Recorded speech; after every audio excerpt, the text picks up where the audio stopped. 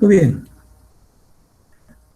De alguna manera ya hemos venido desarrollando aspectos por partes del proyecto de instalaciones eléctricas. Hemos ido seleccionando nuestra caja toma de acuerdo a la demanda máxima de la instalación. Hemos ido calculando nuestros alimentadores, sea de un solo tablero, de varios tableros. Hemos desarrollado los sistemas de tomacorrientes, de alumbrado, que son los, digamos que los más complicados en el sentido del ejercicio de ejecutarlos. Y las cargas puntuales, o sea, hemos hablado mucho sobre cuánto consume tal aparato, cuánto consume tal cosa, hemos precisado los alcances del desarrollo del alumbrado y tomacorrientes, o sea, todas esas cosas ya las hemos hecho, por lo menos por partes. Ahora lo que queremos es integrar en un todo, porque un proyecto de instalaciones eléctricas responde a las necesidades arquitectónicas que se presentan. El proyecto no es solamente en el aire, responde a un sistema de diseño, ¿no? Y en esta parte de diseño, obviamente, tenemos que coordinar con la arquitectura, básicamente. Lo primero, la arquitectura tiene que hacer un trabajo de conciliación con la parte estructural, que es fundamental en un proyecto, así sea un proyecto pequeñito de una casa, así sea un proyecto muy grande, las estructuras rompen muchas veces con la planificación arquitectónica, porque obviamente los cálculos mandan vigas, mandan columnas, mandan muros, mandan placas, y eso hace que cambien muchas cosas del proyecto inicial arquitectónico. Pues el proyecto es un desarrollo que va por etapas, por partes, ¿no? Si bien hay un planteamiento arquitectónico, depende mucho de la habilidad del arquitecto para poder manejar el tema. Cuando tiene mucha práctica, obviamente sabe estructurar el sistema, puede darle la forma y puede intuir que la estructura va a tener una determinada orientación o va a tener una determinada forma, ¿no? Y eso es lo importante. Luego viene la instalación sanitaria, que si bien en una edificación de vivienda es bastante limitada, que no es obviamente lo que se presenta en otros proyectos mucho más grandes, pero también sus particularidades, como ustedes han visto, ¿no?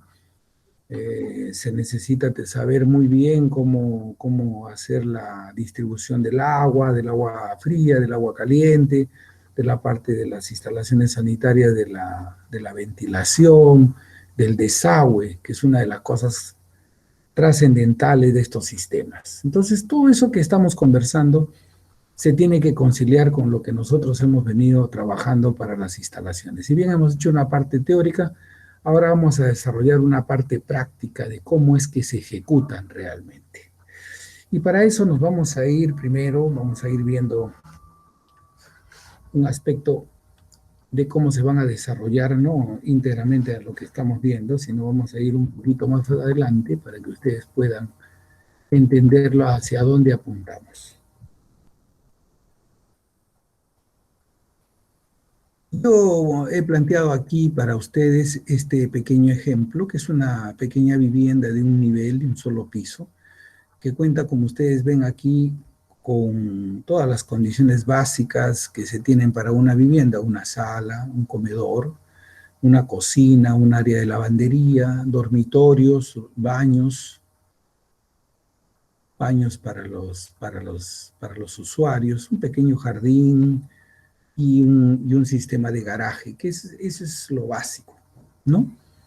Entonces, frente a esta proposición arquitectónica, nosotros tenemos que responder con las instalaciones eléctricas, tenemos que saber dónde colocar cada uno de los elementos que cuentan las instalaciones. Ya sabemos que tienen sistemas de alumbrado, ya sabemos que tienen sistemas de tomacorrientes, inclusive hemos hecho el cableado de los planos y todo eso es parte de este tema. Sabemos que tiene una cometida, sabemos que tiene un alimentador, todo eso ya lo sabemos, pero la práctica dice cómo vamos a hacer para instalarlo. Entonces partimos por tener la arquitectura, como ven en este ejercicio número 8 que después vamos a hacer. La arquitectura la tiene usted prácticamente libre, limpia, y por allí vamos a empezar nosotros a ubicar nuestras sugerencias o nuestras proposiciones para el alumbrado. Ahora quiero decirles también que en una vivienda, que no es el caso de los otros locales, en una vivienda no se exigen muchos cálculos sobre los sistemas de iluminación, por ejemplo, de alumbrado, ¿no? No se exigen muchos cálculos. Los tomacorrientes también tienen una forma de hacerse de tal manera que cálculos casi no se realizan. El cálculo del alimentador, el cálculo de la máxima demanda, como ustedes mismos ya lo han practicado, responde a las condiciones del local, de la vivienda o de la edificación, área, las cargas puntuales que se proponen, o sea, todo eso ya va ligando una cosa y otra para la instalación. Entonces vamos a ir empezando por partes para ir desarrollando nuestro trabajo. Vamos a ver, vamos a subir un ratito para volver otra vez a la parte superior de este sistema.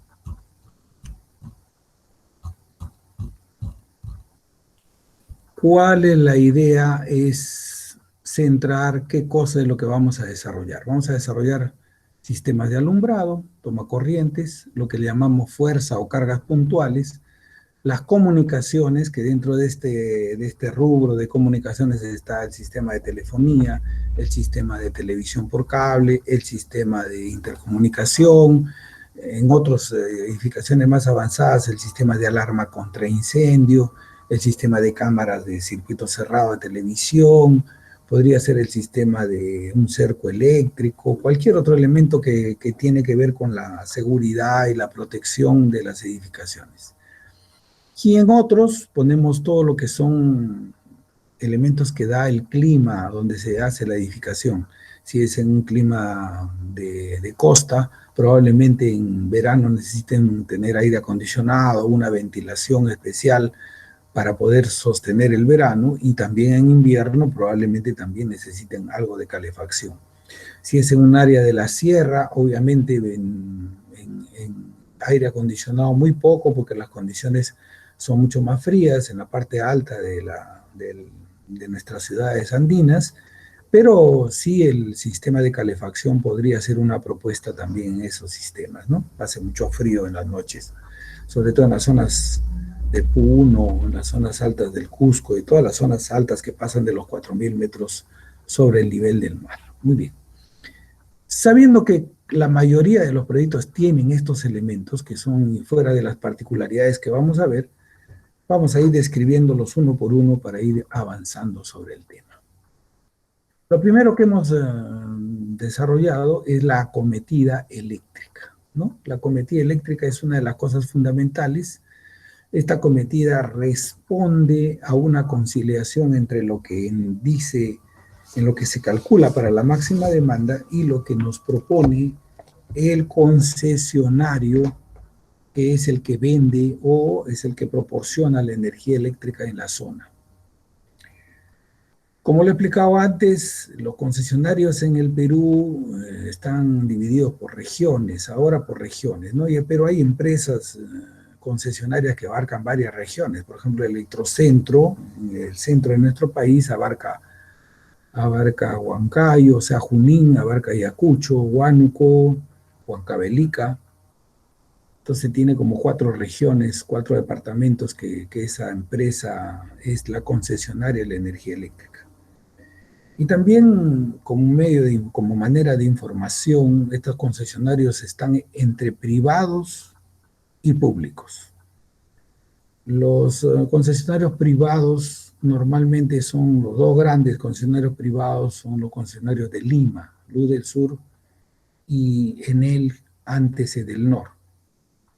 Esos 2 concesionarios pues tienen el mercado más grande de la venta de energía eléctrica en la ciudad o capital, que es Lima, que es la más grande, que tiene millones de habitantes, millones de conexiones de acometida.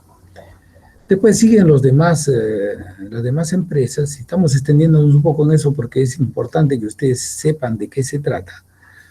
Las demás empresas, casi la mayoría, el 90% de ellas, si no me equivoco, si mis fuentes no están mal, son empresas nacionales, son empresas públicas.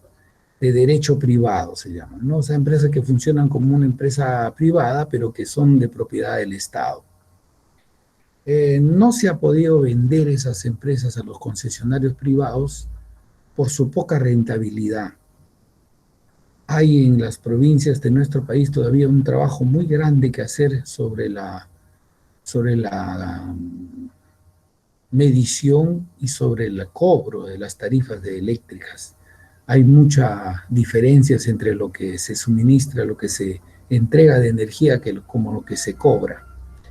Hay grandes diferencias. Eso hace siempre el desbalance y las tarifas tampoco no son muy altas, que digamos, entre comillas, serán altas para nuestro nivel de vida, pero para manejar esas empresas con las obligaciones que tienen, a veces se hacen realmente bastante, bastante onerosas los costos, y eso hace que las empresas siempre estén a pérdida. Por eso es que no se ha logrado venderlas y por eso todavía el Estado asume esas empresas, haciendo que cualquier pérdida que se haga la pagan los impuestos de todos nosotros. Entonces, todas esas realidades que no se ven le generan pues al Estado unas pérdidas inmensas a través de todos los años, ¿no? Cuando no se logra, no se ha logrado, como le digo, mejorar el sistema de cobranza, hay mucha fuga de energía, hay mucha conexión clandestina, y todas esas cosas han atentado contra que estas empresas lleguen a ser de mejor nivel, ¿no? Un mejor servicio. Muy bien. Pero para nosotros, para nuestro desarrollo de proyectos, este sistema de la concesión solo tiene un nexo con nosotros, y es el hecho de pedir una factibilidad de suministro para que ellos nos proporcionen la energía. Donde hay un concesionario establecido, el que genera un proyecto necesita de una factibilidad eléctrica. Salvo que sea una vivienda, como en este caso, donde si es una vivienda pequeña no se está exigiendo, digamos, como requisito por una concesión que hace la gente y los ingenieros que revisan los proyectos, pero la ley no hace excepciones. La ley dice que todo aquel que quiera hacer una instalación necesita una factibilidad. Y esa factibilidad, como ya lo hemos visto en un capítulo anterior, tiene varios requisitos. El hecho de que la factibilidad de suministro sea presentada por el propietario o un representante del propietario. Si es una empresa, por el gerente de la empresa. Si el gerente tiene poderes para hacer ese trámite, si tiene todo inscrito en registros públicos, si tienen todas las condiciones legales para hacer esa petición al concesionario.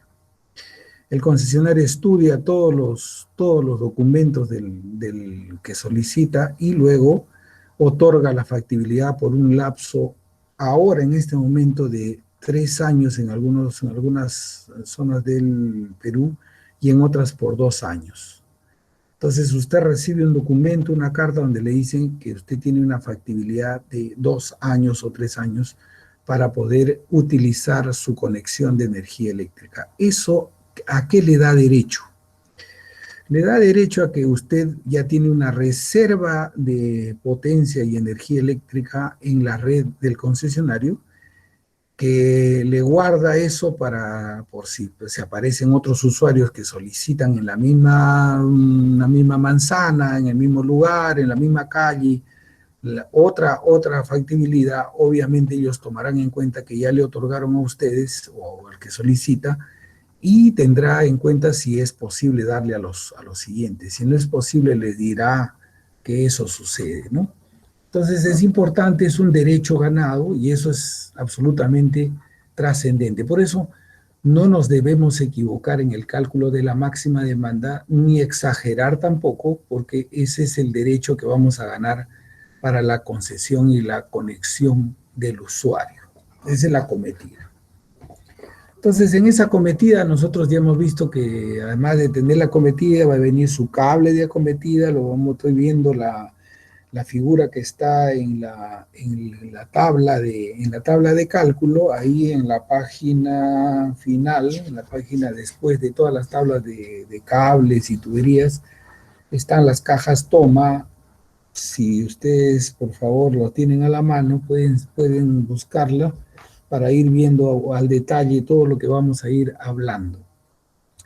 Está en la página, a ver si está numerada, creo que no ha salido numerada, porque está después de la tabla número 16, la siguiente es las cajas, las dimensiones de las cajas toma, y al costado derecho está un diagrama unifilar de la cometida y las condiciones de instalación de acuerdo a las normas y reglas que tenemos, ¿no? Entonces, eso se va a tener que cumplir, todo ello, todo lo que hemos visto de las caídas de tensión y esos cálculos, todo eso se va a cumplir a partir de que el concesionario nos entregue la energía eléctrica, nos entregue la conexión. El usuario va a tener el derecho de tener una calidad de esta conexión. Esa calidad se mide por el voltaje que se proporciona por el nivel de voltaje. Si el concesionario dice que su nivel de voltaje nominal de distribución es 220 voltios, usted solicita una conexión monofásica o trifásica, el concesionario solo tiene el límite de entregarle más o menos 5% de ese valor, o sea, 5% para arriba, 5% para abajo, que son más o menos 5 voltios para arriba, 5 voltios para abajo, como calidad de entrega de la energía. Perdón, 5 no, 11 voltios. 11 voltios para arriba, 11 voltios para abajo. O sea, le puede entregar 230 voltios, como también le puede entregar 210 voltios, ¿no? 210 y pico, o menos, 209. Ese es el límite del concesionario. Entonces, cuando alguien se queja porque tiene problemas en sus conexiones interiores, hay este límite que es bastante alto, como usted ve, ¿no? Porque los cálculos inclusive nos dan que la caída de tensión es solamente máximo 4% interior, 1%. Entonces, si a eso le agrega a usted este otro 5% de que tiene el concesionario, ya va usted a estar aproximadamente en un 9 o 10% de caída de tensión, que es extremadamente alto. Esas son las cosas por las cuales las conexiones siempre tienen que ir con un cálculo como el que estamos haciendo y se tienen que implementar también así, para evitar que cuando suceda, porque sucede en las instalaciones, las conexiones no se vean pues desfavorecidas por esta situación, ¿no? Entonces, todas esas cosas vamos a ir viendo, son cosas que se presentan en la vida real, en la vida de las instalaciones, del sistema, y que ustedes tienen que ir evaluando, tienen que ir viendo cómo va a funcionar el sistema. Muy bien.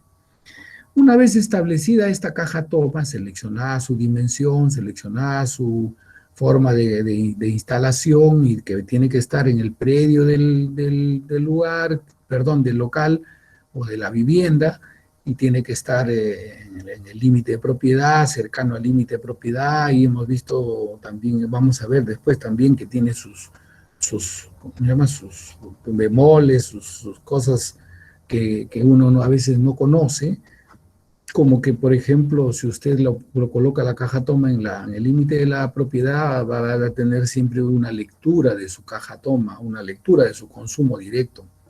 Si en cambio usted la pone dentro y le pone una reja, le pone un sistema de protección y no permite que nadie ingrese para mirarla, el concesionario se puede tomar la atribución de acuerdo a la ley para hacerle un promedio de consumos, cosa que lo puede favorecer en algún momento o desfavorecerlo también en otro momento. Todas esas cosas vamos a irlas viendo ya más adelante en el desarrollo de las tarifas eléctricas que vamos a alcanzar a hacer, ¿no? Después de la caja toma va a venir el alimentador principal, que es el que hemos visto de cálculo, que es el que va a ir desarrollándose con su cálculo de capacidad corriente, caída de tensión.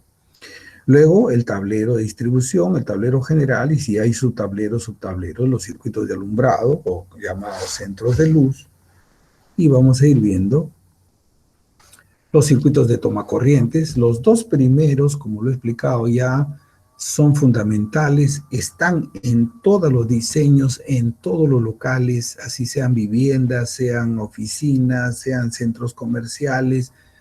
Ninguno deja de tener estos dos circuitos, son inevitables, por eso es que su distribución y su cálculo es muy importante. Las salidas de fuerza, o sea, las salidas llamadas de fuerza o con salidas individuales como la cocina, la terma, la bomba de agua, los otros equipos como el aire acondicionado, si tuvieran, la calefacción, si tuvieran, y bueno, otros equipos que fueran importantes para la edificación, ¿no? Hay artefactos electrodomésticos que se usan intermitentemente, ¿no? Intermitentemente, por ejemplo, la refrigeradora, la licuadora, la batidora, todo lo que tenga que ver con la lavadora inclusive, ¿no? Pero dentro de los pequeños artefactos hay muchos de ellos que solamente se utilizan esporádicamente. Por eso no se contabilizan para el cálculo de la demanda máxima, como ustedes han visto. Todos ellos se incluyen dentro de las cargas que se dan a los tomacorrientes. Entonces, todas esas cosas vamos a ir desarrollando, ¿no? Cuando se piden en oficinas, hay un sistema de alumbrado de emergencia, un sistema que trabaja con baterías especiales que se alimentan, en un cargador de batería, la batería va trabajando, va cargando, y cuando se necesita, pues alumbra para poder evacuar el local, salir por una salida de emergencia, ¿no? Ahora, digamos, estas condiciones son muy importantes, vista los crecimientos y las dimensiones de los locales, sobre todo los comerciales, los de oficina, los de, digamos, de diversión, los locales de comerciales donde se venden objetos, cosas, ¿no? Todos ellos están obligados pues a tener estos sistemas de alumbrado de evacuación, ¿no? En una vivienda obviamente no se propone, porque la vivienda es una cosa más sencilla y no está obligada de acuerdo a la normativa a tener estos circuitos. Pero eso no quiere decir que uno no pueda ponerlos. Si uno quisiera, los podría proponer también. Muy bien, vamos a ver el número y la capacidad de los circuitos de alumbrado. Vamos a ver el cálculo, ya vimos el cálculo de la máxima demanda, y bueno, vamos a ir viendo los materiales que ya hemos ido desarrollando. Para las comunicaciones, tenemos, como les hemos explicado, la salida de teléfono, intercomunicadores, la televisión por cable, o antes se usaba la antena de televisión, que hoy día ya se utiliza muy poco. Salidas para el circuito cerrado de televisión, que también es un aspecto que se ha ido incrementando por la seguridad. En muchos locales de redes de cómputo, redes de computadoras para poder alimentarlas, para poderle darle un sistema centralizado de control con una memoria, con un sistema, digamos, con una, ¿cómo le llamamos a este equipo? Bueno, ahorita me voy a acordar. Salidas, bueno, para cómputo y los sistemas de alarma, ¿no? Todas estas vamos a irlas desarrollando una por una. Vamos a ir viendo qué cosa es lo más importante. Vamos a empezar para las viviendas por las instalaciones interiores, ¿no? Todo lo que es interior, que tiene que ver con las instalaciones que van empotradas dentro de los muros, los que son casi en la mayoría de casos de PVC y liviano o pesado, según sea la edificación, la propuesta de la edificación. En otras áreas comerciales, los centros comerciales pueden ser tuberías metálicas, de conduit IMC, MT. Hay tuberías de polietileno, no en el Perú no se comercializan mucho, pero en otros lugares hay, en otros países hay, está muy difundido, pero en el Perú no se ha logrado comercializar de una manera directa, pero existirían, digamos, si uno quisiera teóricamente utilizarlas, ¿no? Muy bien. En la mayoría de casos, los circuitos de alumbrado y tomacorrientes están embutidos en los pisos, techos, paredes, que es lo usual en el Perú, ¿no? Digamos que es una proposición de la arquitectura, no ver ninguna instalación, no todo que vaya sin ser visible, ¿no? A diferencia, por ejemplo, de las instalaciones que se hacen en las viviendas de la sierra, ¿no?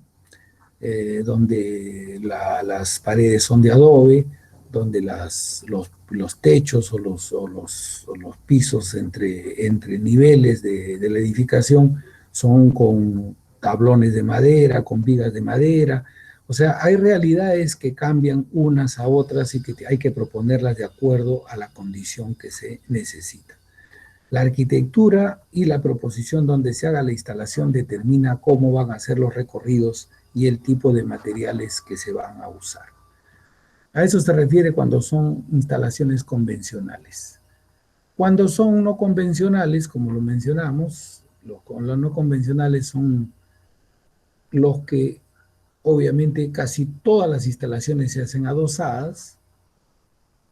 Por ejemplo, hay edificaciones comerciales donde no se prevé que el local va a estar en esta área que se ha determinado para una determinada tienda, y los equipadores son los que alquilan la tienda, y obviamente ellos hacen sus instalaciones de acuerdo a sus requerimientos. Entonces, la proposición ahí de alumbrado, de tomacorriente, se hace en el momento que los usuarios contratan los servicios para hacer las tiendas comerciales. Todas esas son obviamente instalaciones que después pueden ser retiradas si es que el que alquila la tienda o el local se retira, ¿no? Y viene otro usuario, otro inquilino y hace una nueva instalación. Esas son las no convencionales que podemos ver en nuestros sistemas.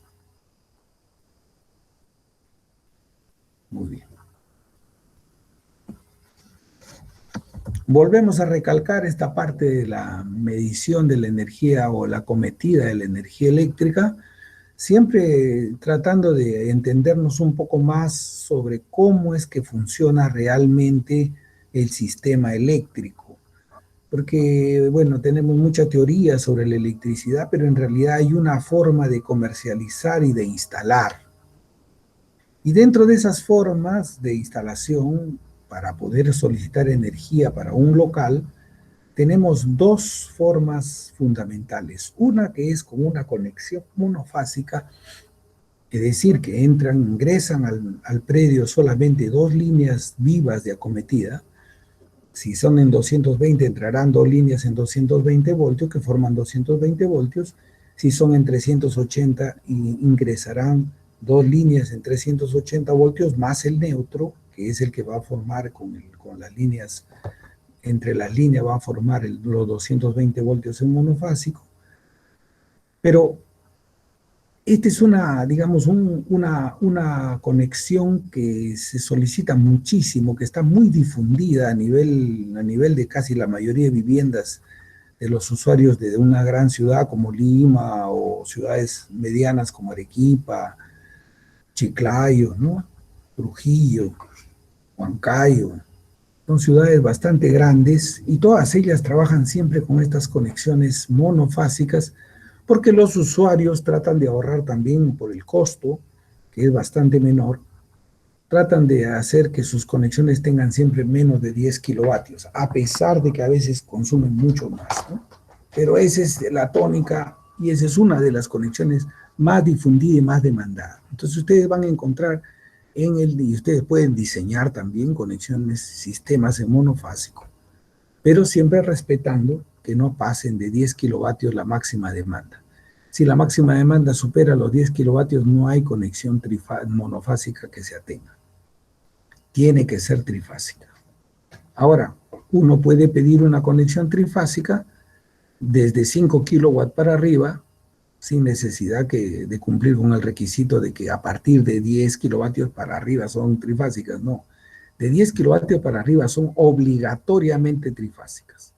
Pero menos de 10 kilovatios podrían ser trifásicas también si es que tienen como demanda 5 kilowatts por lo menos para poder solicitar al concesionario.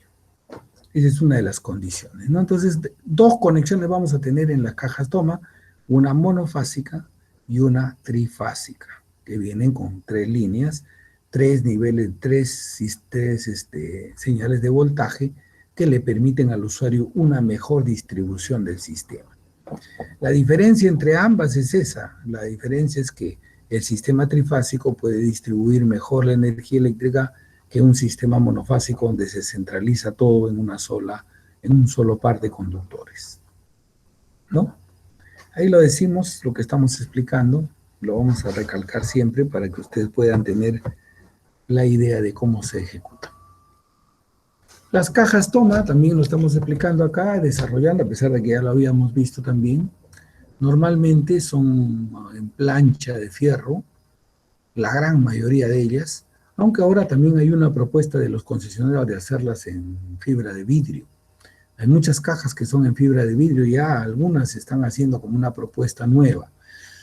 No es muy difundida, pero ya existe en algunos niveles de suministro. Se ha planteado hacerlas de fibra de vidrio, ¿no? Tiene una mejor condición en el sentido de que si usted de repente toca una de esas cajas y hay una fuga de corriente, no le va a pasar energía eléctrica, porque es un aislante la fibra de vidrio, ¿no? Entonces, obviamente, todo eso mejora mucho el sistema, pero la gran mayoría de concesionarios utiliza las cajas toma de fierro negro, de fierro no galvanizado, fierro negro, que ahí elaboran la caja, la pintan y después la traen. Ahí damos las dimensiones, usted las puede chequear también en la tabla que les estoy mencionando en el catálogo que hemos propuesto de Luz del Sur, ¿no? Están en los monofásicos, que son las más, digamos, las más usuales, en 450, perdón, la tipo L, debería ser la primera, la tipo LR, que está en Luz del Sur, 183 por 380 por 175.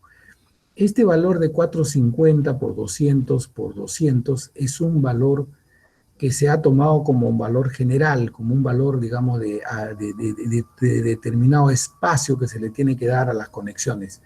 Los concesionarios han ido cambiando esas condiciones porque obviamente tratan de ahorrar lo más que se pueda en las dimensiones de los materiales, ¿no? Al comienzo eran de esta dimensión, pero después han ido cambiando poco a poco en el tiempo, a medida también que lo que se coloca dentro de la caja ha ido disminuyendo de dimensión. Por ejemplo, antes los medidores eran, los nuevos medidores que se colocan eran medidores electromagnéticos, tenían un sistema de medición que trabajaba con un sistema de inducción que daba vueltas, era una ruedita que daba vueltas y vueltas tomando el consumo.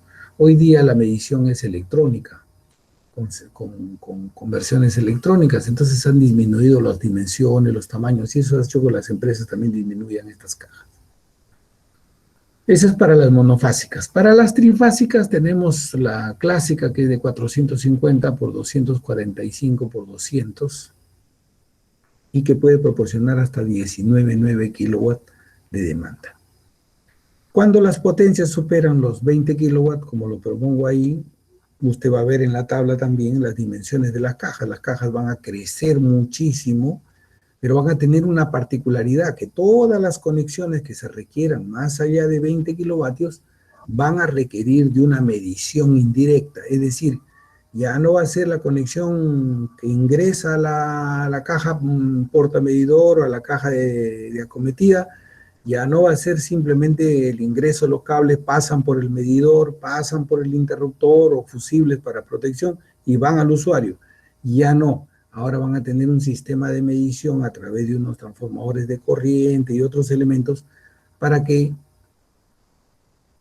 no se tome, digamos, con la cantidad de corriente eléctrica que va a pasar, pues sería muy grande y los elementos serían muy robustos y los medidores también serían inmensos.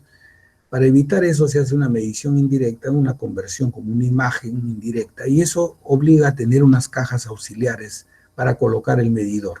En todas las conexiones que superan 20 kilowatts van a existir dos cajas de acometida, una que va a tener la fuerza, el ingreso de los cables de potencia que van a llevar la energía que se va a ingresar al local, y al costado de ella una caja que sea solamente para colocar el medidor que va a hacer el registro del consumo.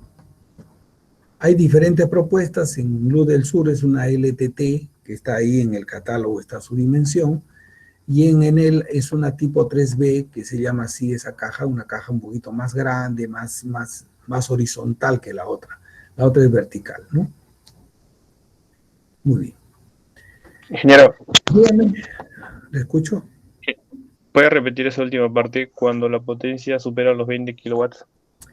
Ya, bueno, cuando superan los 20, hasta 19.9 kilovatios, fíjese usted, las conexiones son directas. O sea, usted pide 19.9, así le pongan una monofásica o le pongan una trifásica, la instalación eléctrica va a llegar directamente al medidor de la energía, va a pasar por el medidor que va a hacer el registro de su consumo, pasa a un sistema de control, a unos fusibles o un interruptor termomagnético y de ahí va al usuario.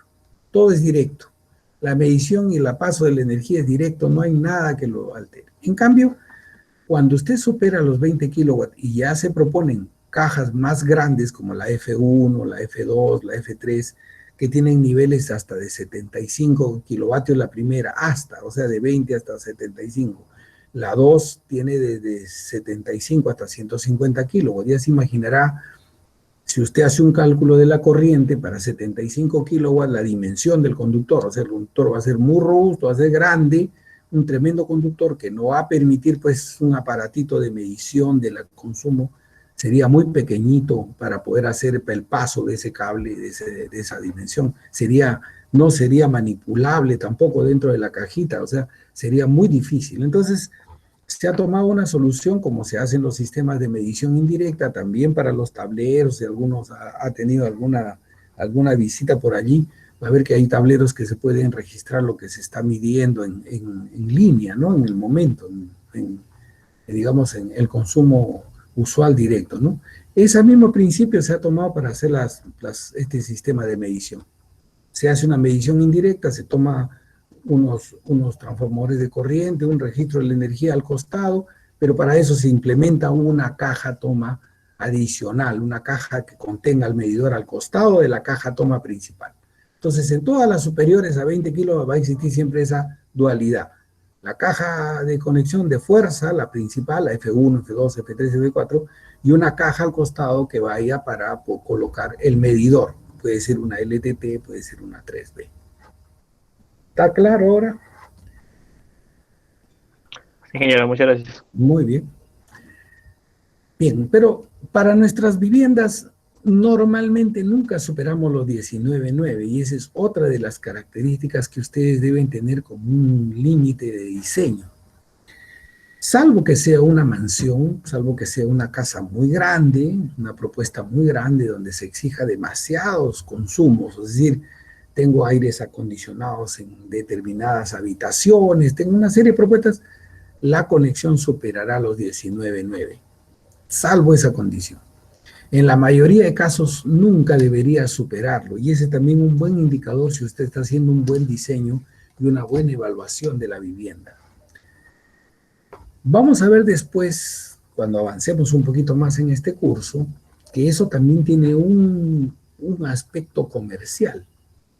Hasta 19.9 kilowatts se le cobra al usuario solo el consumo de energía. Pero pasado los 19.9, ya no solamente se le cobra, se le costea el consumo de la energía, que es obviamente lo que consume, la potencia que está consumiendo por la unidad de tiempo. De una hora, 2 horas, el tiempo que demora el usar una máquina, el usar un calentador, eso se mide, ¿no? Que es la energía. Sino también ya le registran a ustedes la potencia. El registrador o medidor tiene capacidad para tener memoria de lo que máximo que consume usted en un mes y en función de eso le cobran también la potencia máxima que a usted ha consumido en el mes. Entonces, la tarifa eléctrica crece para las conexiones mayores a 20 kilowatts. Los costos son mucho mayores. Si usted comparara dos conexiones, vamos a decir en el límite de 20 kilovatios, una con el sistema, digamos, de solo medición de energía, que tiene una tarifa, y la otra con el sistema de medición de energía y potencia, se daría cuenta de que pues casi duplica el costo entre una y otra, un poco más todavía del doble del sistema, ¿no? Por eso, la mayoría de los usuarios tratan de no pasarse nunca de 19.9, ese también es otro indicador de diseño. Porque nosotros que vamos a diseñar una vivienda, no podemos exagerar poniendo demasiadas, digamos, condiciones. A veces por el ejercicio académico le ponemos un montón de cosas, pero realmente las viviendas son bastante sencillas, ¿no? No tienen tantas, no tienen 3 calentadores de agua, no tienen 2 cocinas eléctricas, no tienen nada de eso, o sea, tienen lo necesario, ¿no? Entonces hay que ver, todos esos aspectos nos dan a nosotros un criterio de diseño. Lo que no quiere y lo que no impide, por si acaso, no estoy negando, de que puedan existir viviendas que consuman mucho más que 19.9, porque tienen pues una serie de requisitos dentro de la vivienda y la extensión del área construida es mucho más grande que cualquier otra, ¿no? Eso también hace que el consumo aparentemente crezca muchísimo. Muy bien. No olvidarse nunca que estas conexiones van en el límite de propiedad del lote o muy cercano a este, y hay que dejarle acceso a los representantes del concesionario para poder registrar los consumos de la mejor manera. Si alguien tiene alguna otra pregunta, ¿alguien tiene otra pregunta sobre esta parte?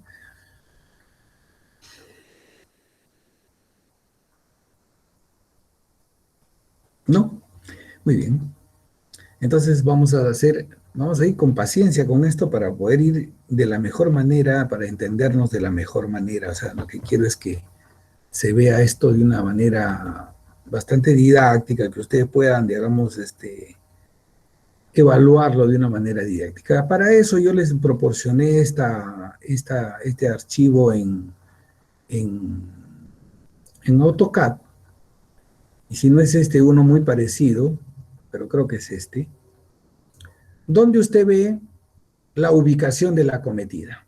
¿Ve? Todo lo que hemos hablado de la ubicación de la acometida se tiene que cumplir en un diseño. Es decir, si este es el límite del terreno que estamos viendo acá, que lo estoy indicando con el cursor, este es el límite del terreno, pues usted va a tener que ubicar su caja de acometida, que es esta que está acá, con WH, y si usted se va a la leyenda, iba a decir caja, toma y medidor de energía, usted la puede identificar con la simbología, pues va a encontrarla en el límite de propiedad, cercano al límite de propiedad. En este caso, fíjese, esta vivienda que tiene un retiro porque tiene un garaje, no tiene ningún muro para poder colocar esta caja toma en el frontis, pero eso no impide que no se pueda poner lo más cercano. Por estética no se le ha puesto un murete, porque en algunos casos, como alguien que ha recorrido el Perú y ha visto muchos asentamientos y ubicaciones, urbanizaciones, cuando no se tiene disponibilidad de un muro cercano al límite de propiedad, pues se le genera un murete, digamos, vamos a hacerlo acá, vamos a simularlo, acá se le genera un murete y en ese murete se coloca la conexión y de allí para adentro. O sea, la idea es que esta conexión siempre esté en el límite de propiedad, como lo ven propuesto en la mayoría de los planos. Esto no se puede colocar adentro de esto, no se puede colocar en el jardín de la vivienda, no se puede colocar. Entonces tiene una serie de requisitos que son importantes que el que va a diseñar tome en cuenta. Que esté lo más cercano posible al límite de propiedad. Si fuera en el límite de propiedad, mucho mejor. Y las dimensiones corresponden a la caja que se selecciona de acuerdo a la demanda máxima. ¿Alguien tiene una pregunta sobre eso? Para ir pasando este tema ya. Bien, veo que todo está muy bien. Otra cosa importante es a qué altura se colocan estos elementos. Usted lo puede ver acá en esta propuesta. Acá lo puede ver, ¿ve? Ahí está la altura que está. La caja va a 70 centímetros nominalmente del nivel 00, nivel de la vereda, a 70 el nivel de la vereda, y debe estar a 60 de profundidad. O sea, muchas veces se le coloca esta pequeña curva, o en su defecto se le deja simplemente sin curva, pero a 60 centímetros de profundidad. ¿Por qué? Porque los conductores del concesionario van por la vereda. Vamos a dibujar acá, a ver si hacemos un poquito de ejercicio sobre eso. Supongamos que esta sea la vereda del concesionario, acá está la vereda, y los cables del concesionario están yendo a esta altura, a 60 centímetros del piso. del nivel superior de la vereda. Acá están yendo los cables del concesionario. Y ellos entonces, cuando usted les solicita una conexión, lo que van a hacer es lo que yo voy a hacer acá figuradamente. Lo que van a hacer es tomar estos cables. Si es monofásico, tomarán 2 de ellos. Y si es trifásico, tomarán 3. Ingresarán por el tubo y se meterán a la conexión que usted está requiriendo.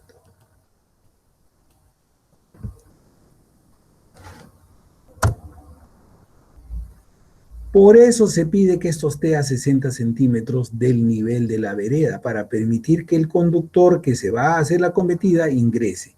Y toda esta parte de la estructura de dejar este tubo, de dejar el nicho para colocar esta caja toma, todo eso lo tiene que hacer el usuario. El usuario es el que se dedica a picar en la pared, dejar el nicho, poner el tubo, dejarlo a 60 centímetros de profundidad, y el concesionario viene con sus trabajadores y pone la caja toma que le pertenece, igual que el medidor que está incluido dentro y la protección que tiene. Todo lo que está dentro de esta caja le pertenece al concesionario. A pesar de que el usuario ha pagado por ella, no es de su propiedad. El propietario es el concesionario.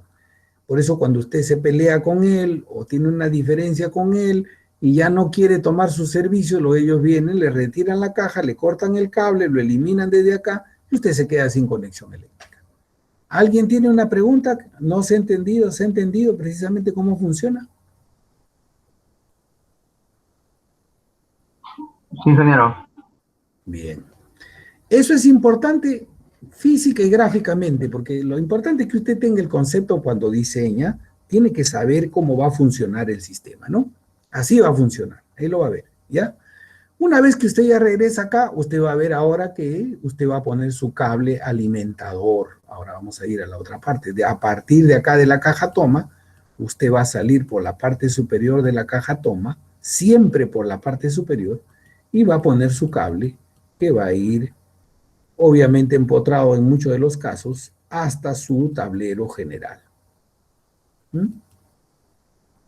Aquí le dibujamos el tablerito. Vamos a ver si podemos hacer eso con el tablerito. Vamos a traer un tablerito para que usted lo vaya gráficamente mirando. Lo que va a ver en el plano, lo va a ver también allí. Todo esto que vamos planteando como esquemas de cálculo y todo, tienen una base en estos desarrollos que estamos viendo. Este es el tablero supuesto, y nosotros entonces vamos a salir con nuestro alimentador. Fíjese, y lo estoy explicando, vamos a decir, bastante extenso, porque esto queda a veces pendiente.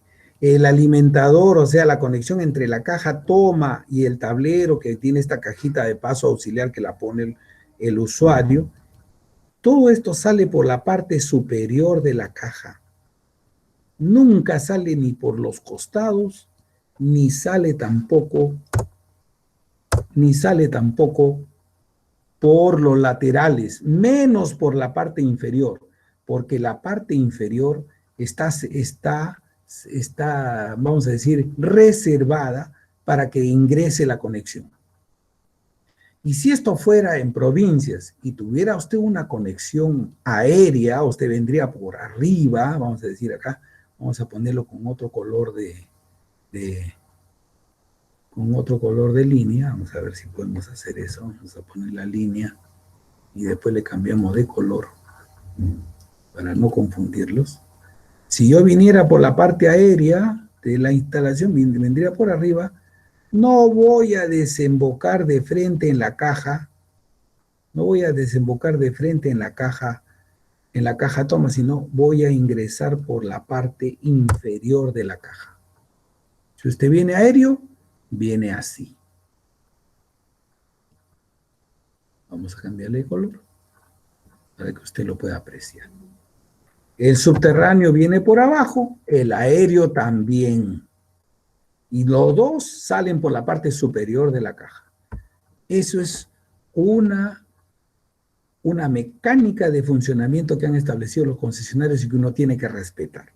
No se olvide que la realidad de nosotros es no sabe dónde va a diseñar usted la casa, si la va a diseñar en Huancayo, de repente tiene una conexión aérea, si la va a diseñar en Lima, casi la mayoría son subterráneas, entonces serán de esta forma. ¿Alguien tiene una consulta? Bien, Ingeniero, dígame. en el caso del alimentador, ahí en la imagen usted lo grafica, lo hace subterráneamente.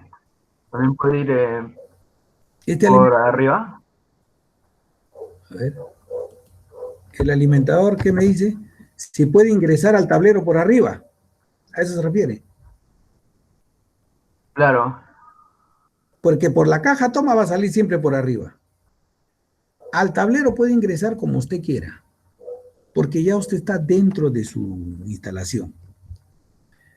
Lo más usual es que ingrese por abajo por facilidad, porque el gabinete del tablero va a estar puesto empotrado en la pared y obviamente vamos a dibujarlo un poquito más grande, para que usted lo pueda apreciar así, más grande. Entonces el gabinete ingresa usted y obviamente ingresa dentro del ambiente, ¿no? Pero usted podría llevarlo por un costado, ingresar por el lateral también, o podría llevarlo más arriba y darle la vuelta por la parte superior. No es usual, no creo que haya un instalador que quiera perder 2, 3 metros de cable que le cuesta un montón de plata. Lo más lógico es que vaya por el camino menor. Y que no quiere decir que no se pueda, ni que no se deba. ¿Entendido? A ver, él quiso la pregunta, ¿qué Ingeniero, dice? ingeniero, gracias. Ya, muy bien, señor. ingeniero, Dígame, lo escucho. en caso de el sistema de muros anclados, ¿cómo sería esta cometida? ¿También iría por Muros, el mismo lugar o...? a ver, muros anclados, ¿a qué se refiere? Explíqueme, porque yo no, O no sea, soy, no soy civil. me refiero al sistema de sostenimiento que se hace en estos edificios de grandes alturas.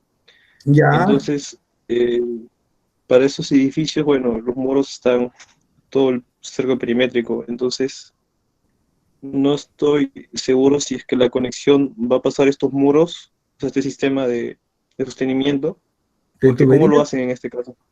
A ver, Sí, vamos a ver, no es el caso de una vivienda, pero vamos a proyectarnos que sea un edificio, ¿no es cierto? Porque obviamente esos muros que usted propone están en edificaciones me imagino, de gran nivel, de mucha dimensión. Pero lo que quiero hacerle entender es lo siguiente. Cuando se diseña un edificio, ya las condiciones no son iguales que una vivienda. El edificio necesita darle facilidades a las instalaciones. Para eso se seleccionan ductos, se seleccionan áreas donde se van a llevar los alimentadores, se seleccionan las posiciones donde van los tableros, todo se selecciona, todo se planifica.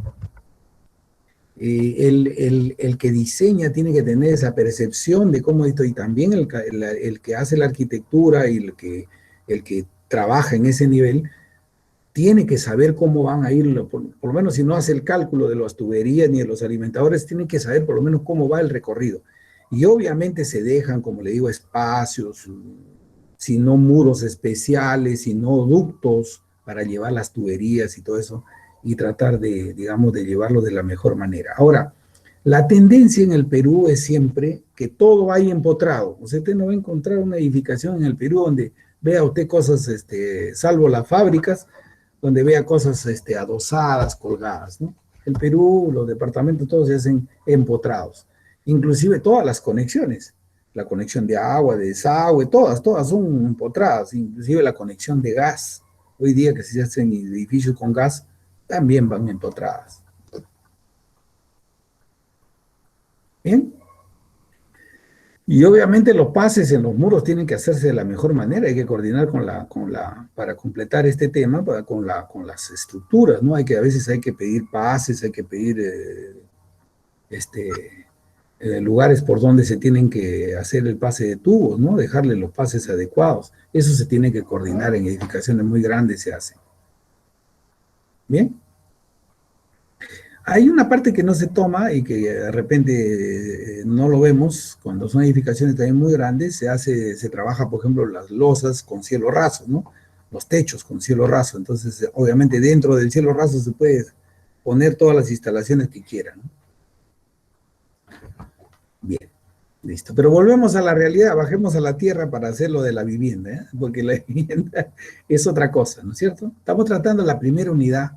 Y una vez que establecido la vivienda, tal como lo vemos en el desarrollo de acá, vamos a ir viendo acá, ya si hablamos extenso sobre las cajas toma, no se olviden todas las recomendaciones que estamos dando, porque siempre es importante tener un concepto, un criterio, no se olvide que el criterio vale más que los propios conocimientos de cálculo. Si usted tiene concepto, tiene criterio, sabe lo que va a hacer, lee planos, interpreta y hace. Muy diferente si usted quiere ser un gran diseñador y a veces los grandes diseñadores no hacen, no se confrontan con la realidad, ¿no? Como menciona ahí, los muros, los pases, las vigas, las columnas y todo lo que se hace en una edificación. ¿Ya? Eso que quede bien claro. La siguiente parte es la cometida, como vemos aquí, que ya lo estábamos tratando de graficar, y que eso lo vemos aquí representado simplemente con una cajita especial al costado de la caja toma, que algunos no la ponen, otros sí. Yo soy particularmente, vamos a decir, de tener esta previsión, favorable a tener esta previsión para evitar que el conductor que se pone, porque esta caja en el tiempo no llega igual que la instalación que se hace. Muchas veces se edifica todo, el cable se queda colgando aquí, se malogra, se deteriora. Si tiene una caja, lo deja envuelto ahí hasta que venga el concesionario y le ponga la caja toma, porque no se hacen en los mismos tiempos. Entonces, para eso se coloca esta cajita que también nos da facilidades para pasar los cables por los tubos. Esta representación son los tubos que vienen por el piso hasta llegar al tablero. ¿Correcto? Entonces, todo esto como va empotrado, y esta es una vivienda que no tiene sótano, obviamente vendrá empotrado en la tierra, o sea, en la parte de tierra del sistema, y vendrá hasta aquí, hasta la caja toma, se hacen las conexiones y se pasan los cables y llega hasta aquí. Este tramo entre la caja toma y el tablero se llama el alimentador, que ya lo hemos visto, hemos hecho hasta los cálculos, ejercicios, todo para la práctica y todo. Esa parte es esta que estamos trabajando y vista en los planos. Y ahora la va a ver usted acá en desarrollo. Vamos a ir viendo acá la cometida, ¿no?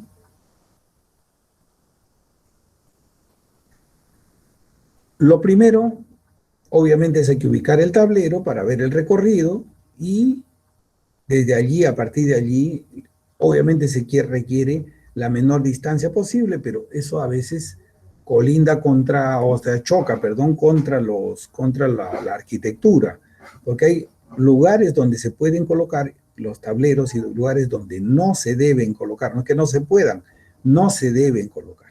Vamos a ir viendo ese desarrollo también ahora.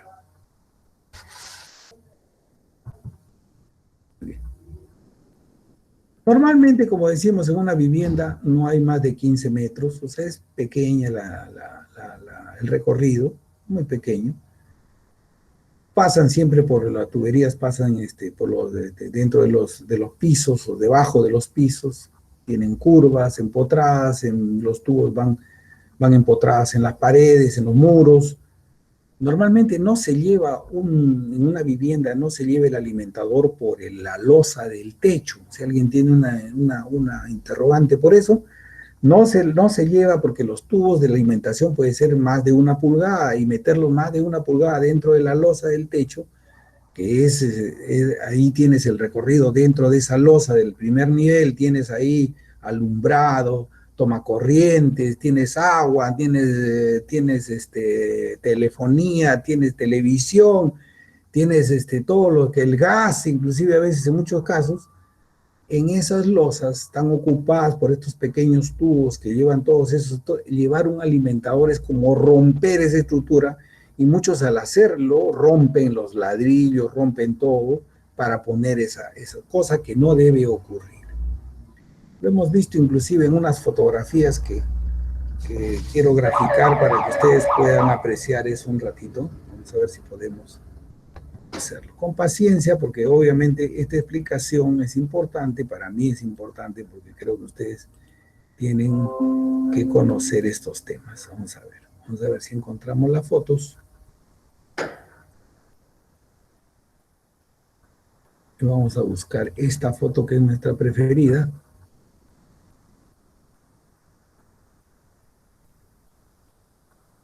Para puntualizar la explicación. ¿Ve? Fíjese todo lo destructiva que puede ser una tubería de desagüe que, entre comillas, recorre por toda una parte de la losa. Aquí no hay ladrillo que lo sostenga, hay que preparar un sistema adecuado para poder sostenimiento de esta parte de la losa. O sea, mire todos ¿cómo se llama? Los inconvenientes. Si esto fuera eléctrico, ya que las tuberías van por encima de los ladrillos, obviamente tendríamos que ver que el nivel del recubrimiento del ladrillo tendría que ser mayor a veces, o los tubos están mirándose, están prácticamente afuera, digamos, antes del falso, de poner el piso del acabado, ¿no? Están ahí con tangentes, digamos, que limítrofes al piso del acabado. Eso tiene también un problema. Si las tuberías de plástico están muy, muy arriba, están rozando con los pisos de acabado, muchas veces las dilataciones no son iguales para todos los materiales, y se rajan los pisos. Los pisos de acabado se rajan, los pisos son estos pisos que se utilizan de cerámica, se rajan, o se deforman. Si es madera también sufren problemas, porque esos son pegados con brea o pegados con un pegamento especial.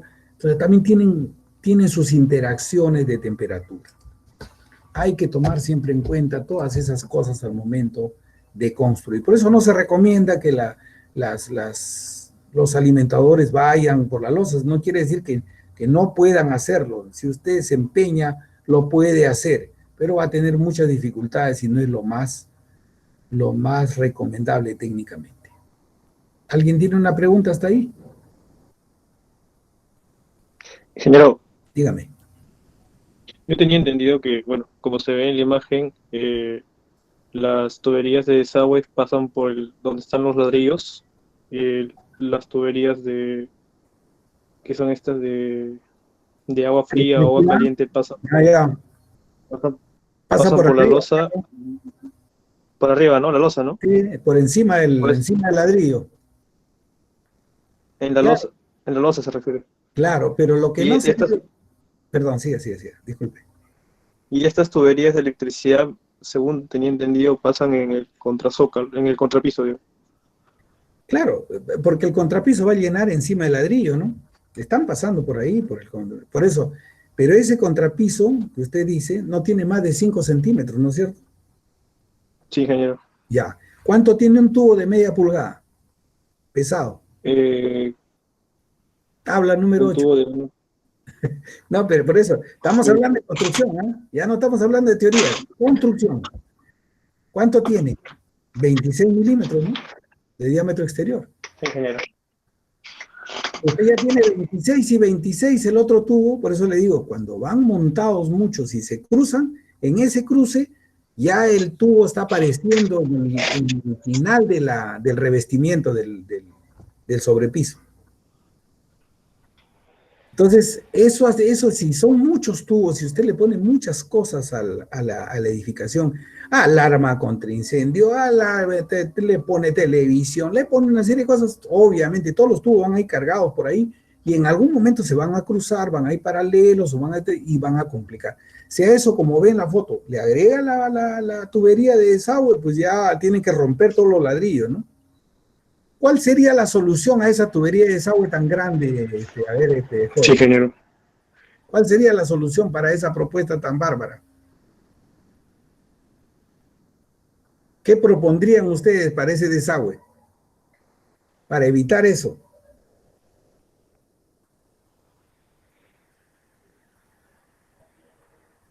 Ya ustedes llevaron sanitarias, ¿ah? ¿Respuestas? Dígame. Ingeniero, hay unos ductos que hay unos ductos que van Claro. contiguo a los Contigo a muros. los muros se tiene que generar ductos o falsas columnas, o hacer que la columna crezca aparentemente para bajar con esos tubos lo más próximo, ¿no? El recorrido sea lo más cercano posible ahí nomás, donde esté el baño. Nunca hacer esa distribución, ese es un crimen, ¿no? O sea, ingeniero, o sea, lo recomendable ahí sería poner que, bueno, la dirección de la tubería del desagüe vaya en dirección de los ladrillos, de forma que vaya a un ducto de desagüe. No, para que así no interrumpa el new paso. más bien mi idea, y la que creo que alguien dijo anteriormente, es generar, por ejemplo, supongamos que este es el desagüe del baño, y el baño en esta orientación, pues acá generarme un ducto para poder descargarlo ahí, ¿no? Lo más próximo al sistema, o sea, todo esto descargaría acá y bajaría por ahí. El otro desagüe bajaría por lo más contiguo posible, y este tramo que está acá, que estoy señalando con el cursor, ese tramo no existiría, por lo tanto no rompería toda la losa, ¿no?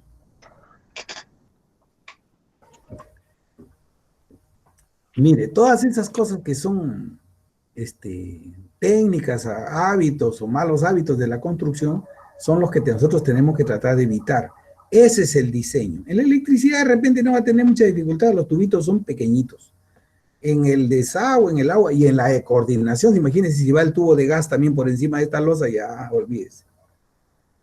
Entonces, todas esas cosas son importantes, ¿eh? Son importantes. Es un comentario nada más. Bueno, nos hemos salido un poco del tema, pero es importante que ustedes lo vean, pues, en la realidad, ¿no? Bien, vamos a continuar. Perfectamente. Ya sabemos cómo seleccionar el conductor, ya tenemos un cálculo. Sabemos cómo seleccionar, hacer el cálculo de la capacidad, de la potencia instalada, la máxima demanda. O sea, todo eso es simplemente es enumerativo ahorita. Y nos vamos a ir de frente a ver cómo vamos a hacer con los tableros eléctricos. El tablero eléctrico en realidad es una caja donde dentro de esa caja van todos los interruptores y el control del sistema de la instalación. Es la caja fundamental, es el sistema fundamental de control y protección. Esa es su definición. Y vamos a ver acá, vamos a verlo en este sistema, que su representación gráfica pues, prácticamente es irrelevante en un plano, o sea, es un cuadradito con un achurado. Eso no nos dice nada. Lo que nos dice que contiene es su diagrama unifilar. Este diagrama que usted ve acá, ese diagrama es el que habla del contenido del tablero. ¿Qué contiene? Un interruptor general que va a comandar todo el sistema. Ese es lo básico. Nunca debe haber un tablero o una instalación donde usted apaga un determinado circuito, un determinado sector, o apaga el interruptor aparentemente general y hay un sector de la casa que queda con energía porque no hay control desde allí. El tablero tiene que estar diseñado para que controle todo. Y ese es el objetivo de este sistema. Controlar todas las particiones o circuitos uno por uno. Y cada partición y cada circuito va con su respectiva protección termomagnética y diferencial.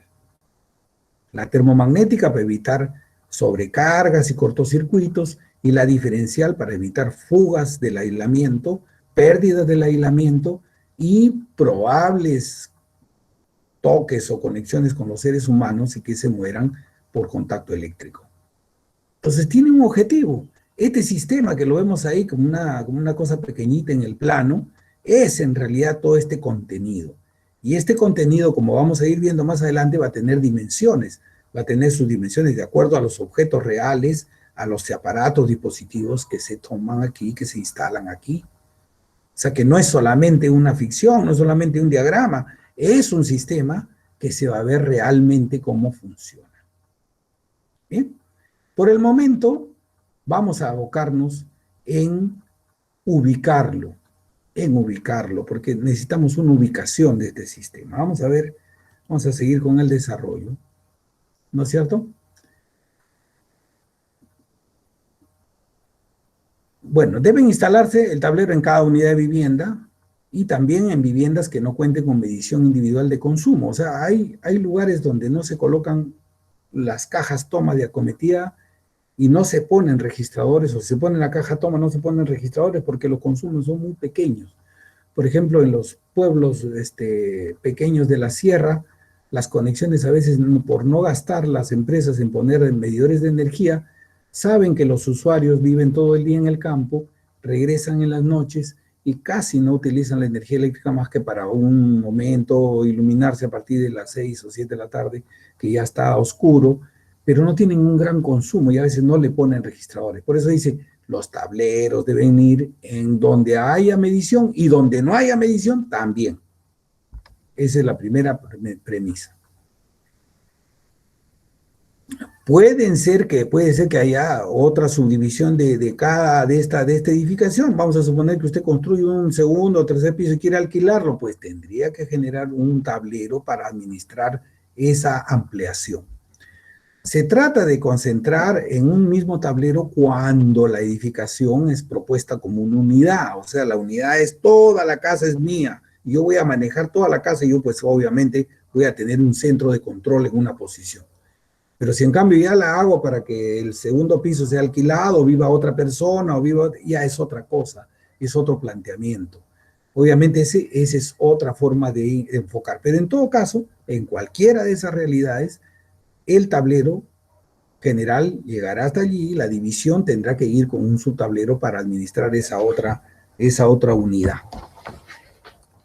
Bien.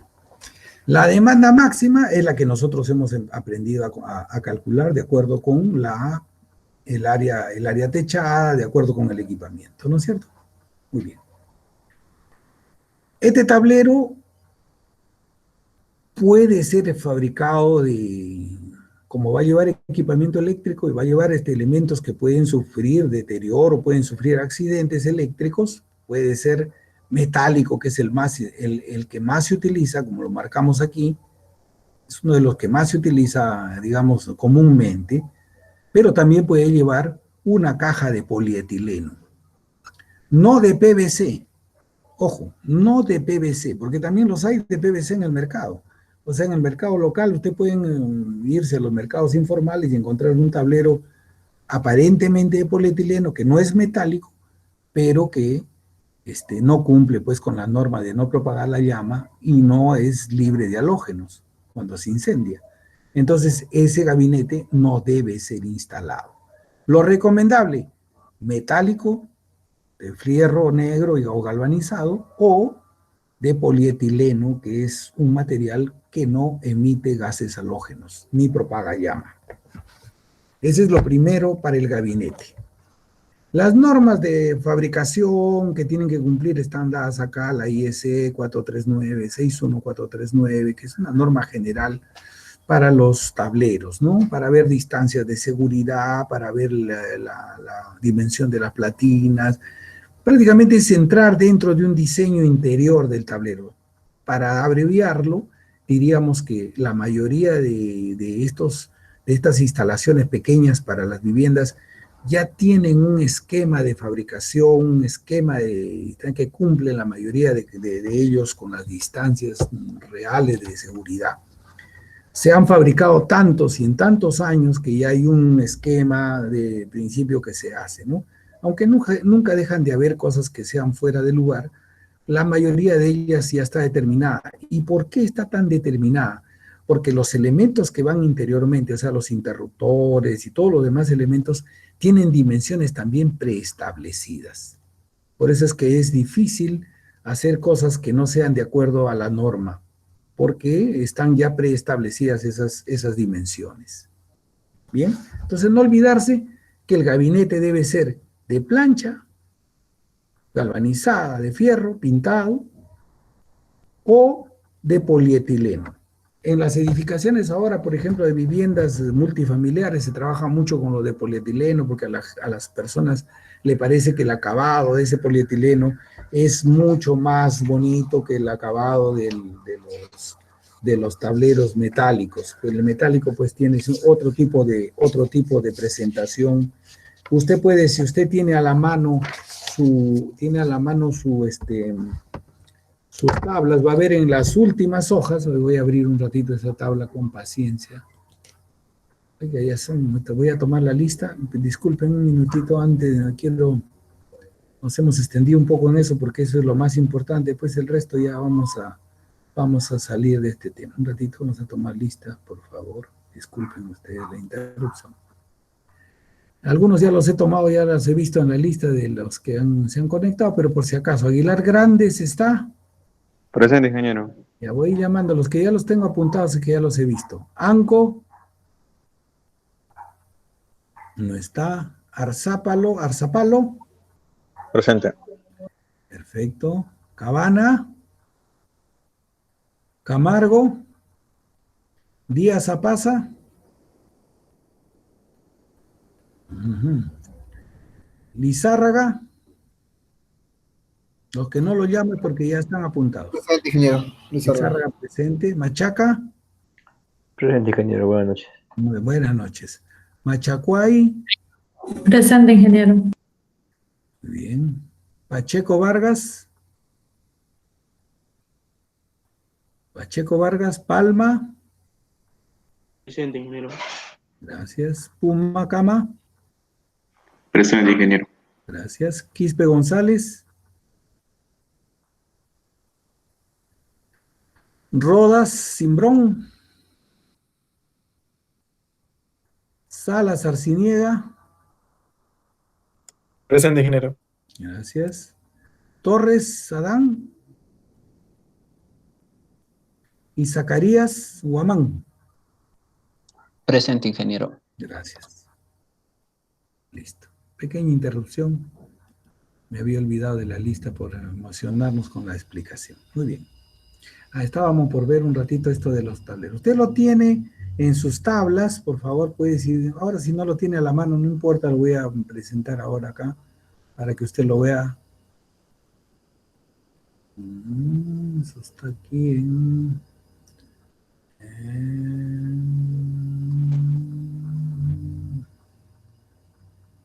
Tarea y materiales, ¿no?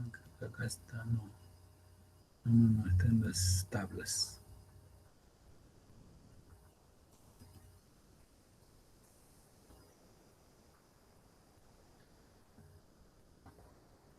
Si ustedes se vean en sus tablas, que las tiene también igualito como lo estoy presentando, se va al final de las tablas, ahí encuentra obviamente las cajas toma, ahí están las cajas toma que hemos estado conversando con sus dimensiones y todas sus características, los tubos de acometida y todo lo que necesita. Esto todavía no, porque esto es parte de los edificios, de las edificaciones multifamiliares. Esto es para instalaciones individuales, ¿no? Acá está el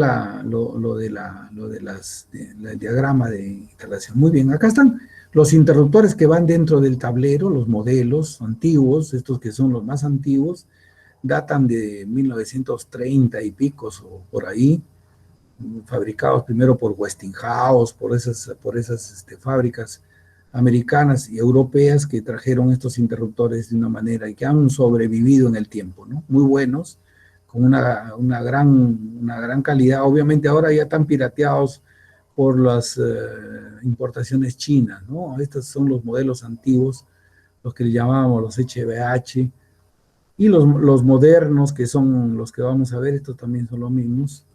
Los modernos que vamos a ver, que son estos que se llaman los de tipo riel, son un poquito de menor dimensión, con un mejor acabado, una mejor presentación que los anteriores, pero que también tienen una buena eficacia y de diferentes modelos. Vamos a ir desarrollando una por una de esas cosas. Acá están los tableros metálicos, usted los puede ver acá, de repente como no hacemos mucho, no hemos hablado mucho de este tema, pero ahí está el gabinete de metálico, dentro los sistemas de platinas, el sistema de las bases aislantes para poder colocar toda la parte de electricidad, la que tiene señales vivas de la electricidad y tenemos que aislarla de la caja metálica, la tapa de este tablero. Esa es la caja que estamos conversando, que viene de plancha de fierro galvanizado, puede ser la caja, la tapa puede ser de plancha de fierro negro, pintada de un color determinado, ¿no? Ahora los colores actuales que se trabajan en estos gabinetes, en estas tablas, tienen una referencia a los colores RAL 7032, RAL 7034, RAL 7030, que eso significan colores plomo, colores beige, un beige más blanquecino. O sea, los colores ya no se definen porque a mí me gusta este color, a mí me gusta este otro color. La normativa trabaja con los colores RAL. Usted puede encontrar los RAL, el color del RAL original en el internet. Están todos los colores RAL que usted pueda averiguar. No hay problema. Y estos son los gabinetes de polietileno, que usted lo ve acá. Para un interruptor, como los ve, para dos, para un poquito más, para más grande, para más interruptores de un tablero, para más interruptores, como los ve acá, inclusive, fíjese usted, en 2 niveles, en 3 niveles de poner interruptores. Todos estos son los de polietileno. Hay en diferentes presentaciones con tapas distintas, unas polarizadas, entre comillas, pero todas ellas con el sistema de polietileno. Acá está inclusive el color, mire. RAL 7035, gris, dice que es el acabado. Un 7035 es un gris claro. Lo tiene usted tanto ¿cómo se llama? Los tiene usted en digital, como también seguramente lo han impreso para poder trabajar. Ahí lo tienen. Vamos a ir viendo después los interruptores. ¿Alguna pregunta de esta parte? No hay mejor que la gráfica, ¿no? No hay mejor que esto, porque antes era muy difícil explicar esto, ¿no? Explicar cómo eran realmente. Usted lo puede ver si quiere en la foto, se aproxima a la realidad, ¿no? Lo mismo que estos de polietileno, ¿no? Que son importantes, también se utilizan mucho por ser más estéticos, de mejor presentación, se trabaja mucho ahora en los edificios, en las viviendas también, ¿no? Pero tienen sus limitaciones al número de circuitos, ¿no? Cuando son muchos circuitos, obviamente tienen sus problemas para ser seleccionados. Se fabrican hasta una determinada cantidad de circuitos, 36 polos o 42 polos, creo como máximo. Tienen sus límites. Bien. ¿Alguna consulta? Si nadie tiene consulta, vamos a pasar a la siguiente descripción. Muy bien. Ya lo vimos, los equipamientos son estos interruptores termomagnéticos que trabajan de dos maneras, en forma manual y en forma automática. En forma manual, porque usted la puede operar, puede hacer abrir y cerrar el interruptor, o sea, ponerlo en contacto o abrirlo.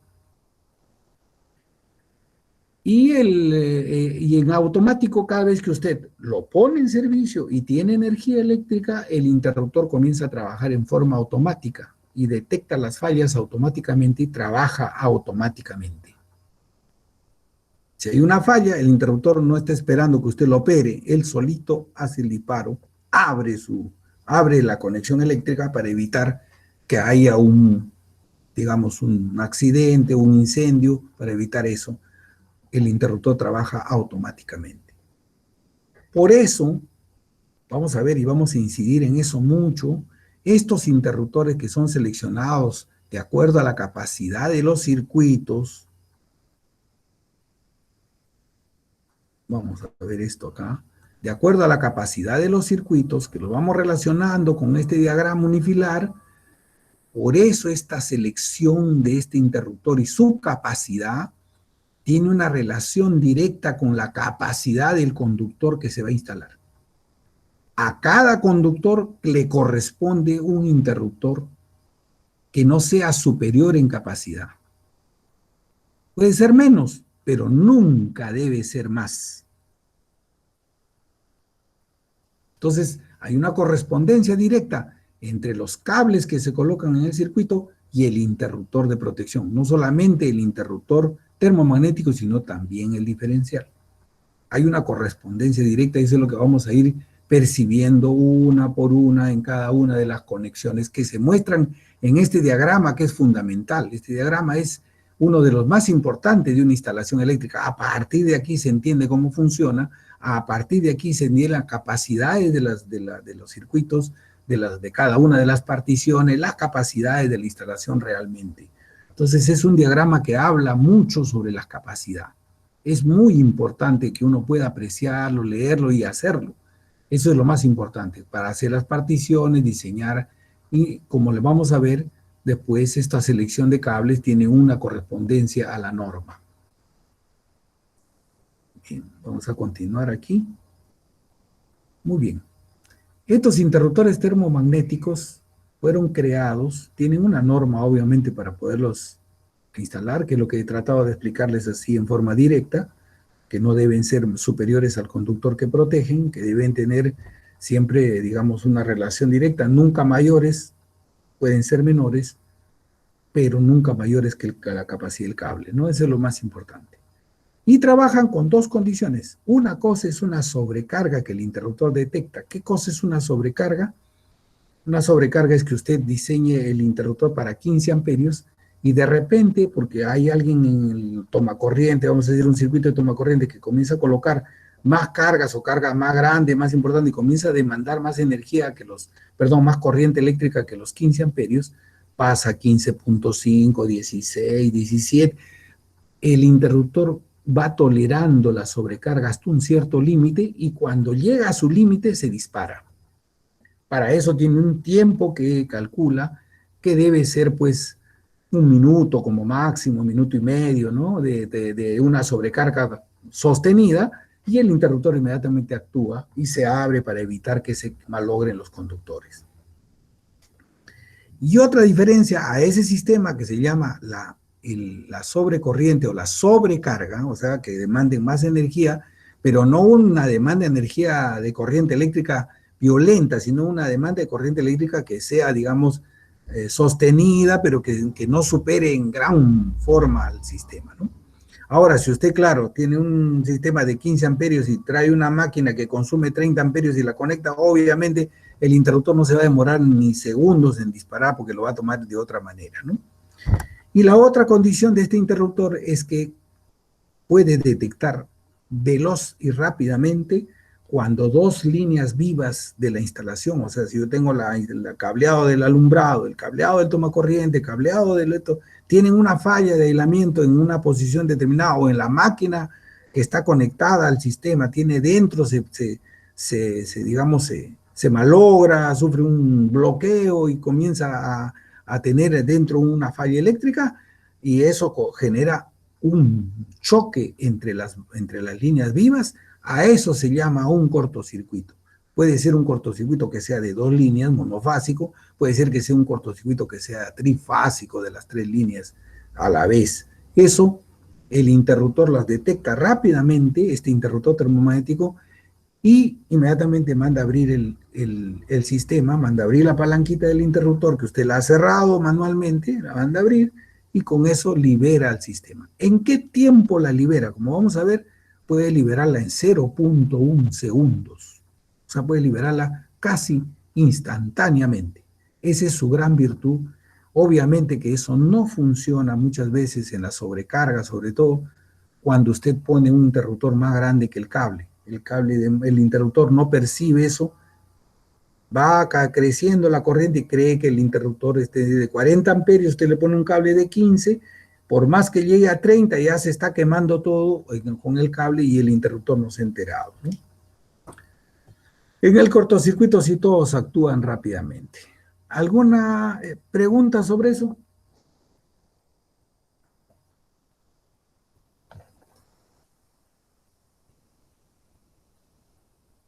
Creo que no. Muy bien. Pasamos a los siguientes.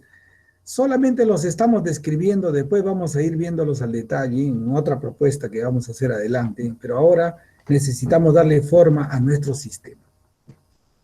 Los interruptores diferenciales son recientes en nuestro sistema eléctrico para viviendas, para locales comerciales, para todo tipo de instalaciones.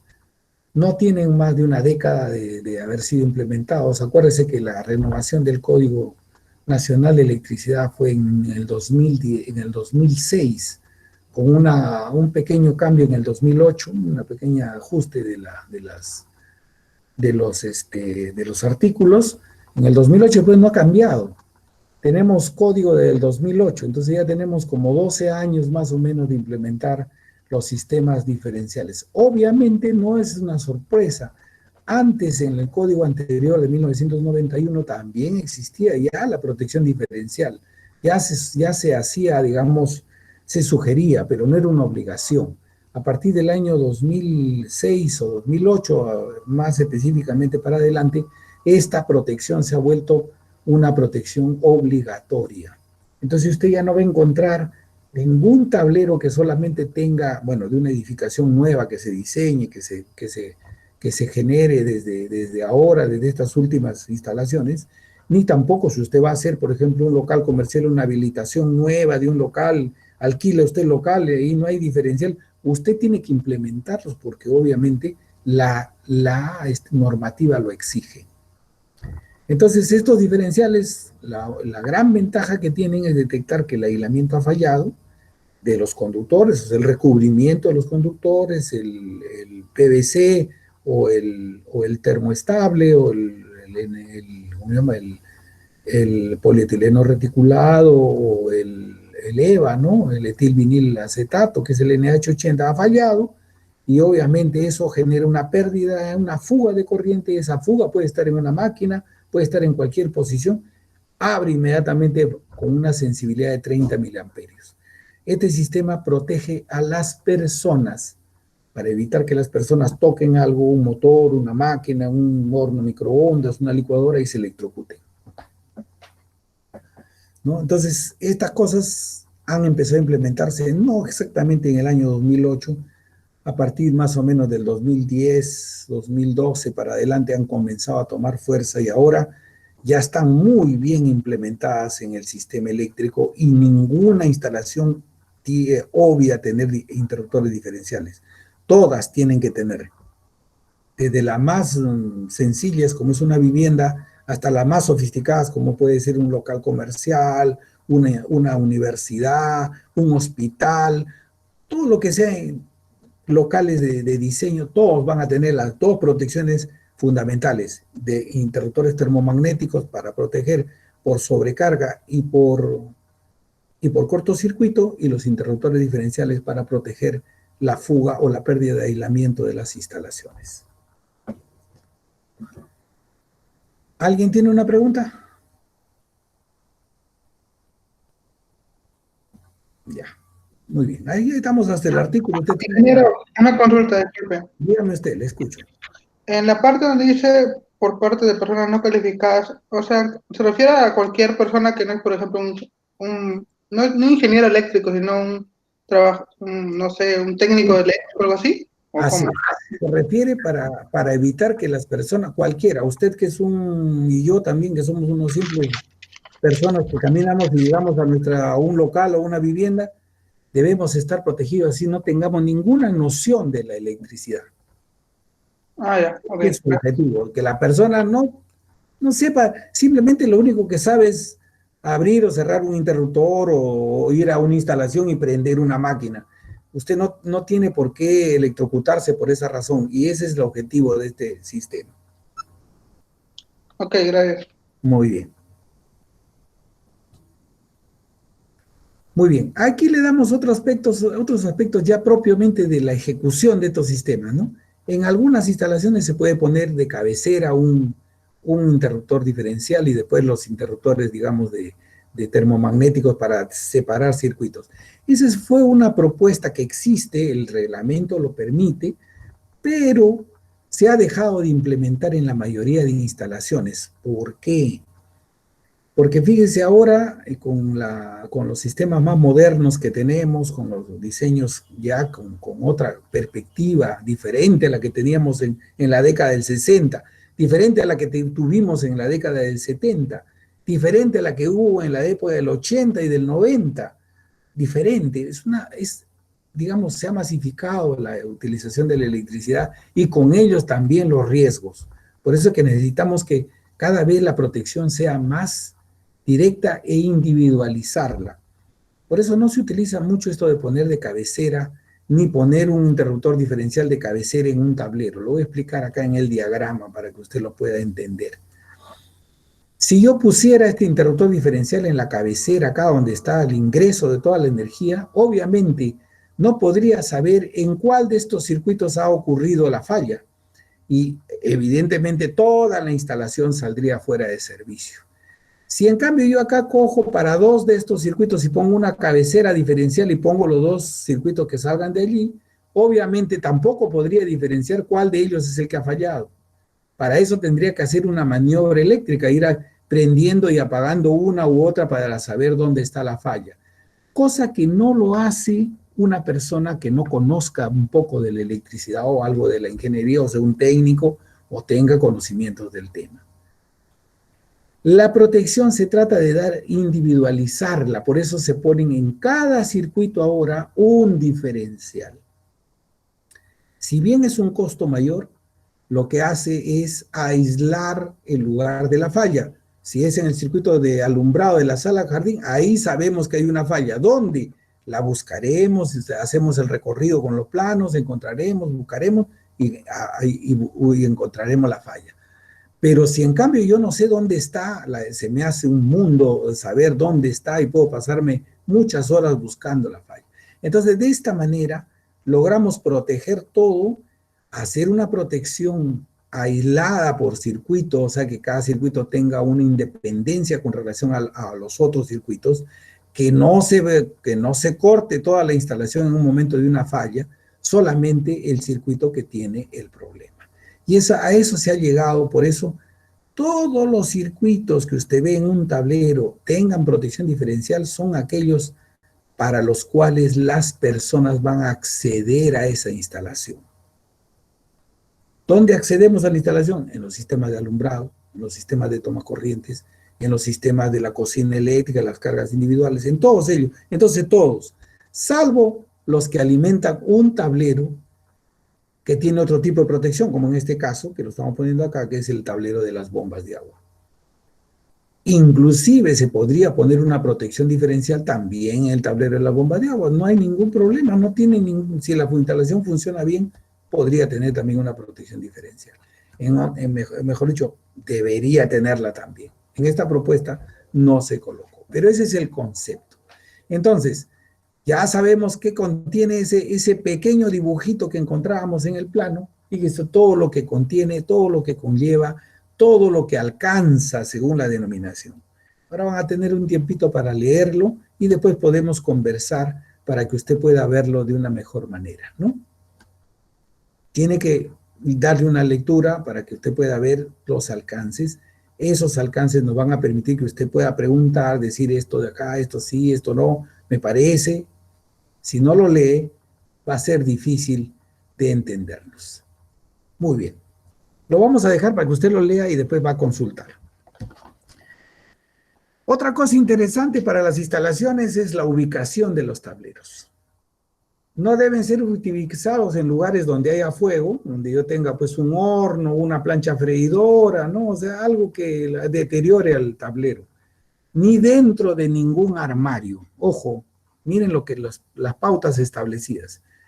Ningún armario quiere decir un closet de ropa, puede ser también un armario ¿cómo se llama? De víveres, puede ser un closet de víveres, o cualquier otro elemento que sea un closet, que tenga una puerta que sea cerrado, y que uno no pueda tener acceso directo al tablero.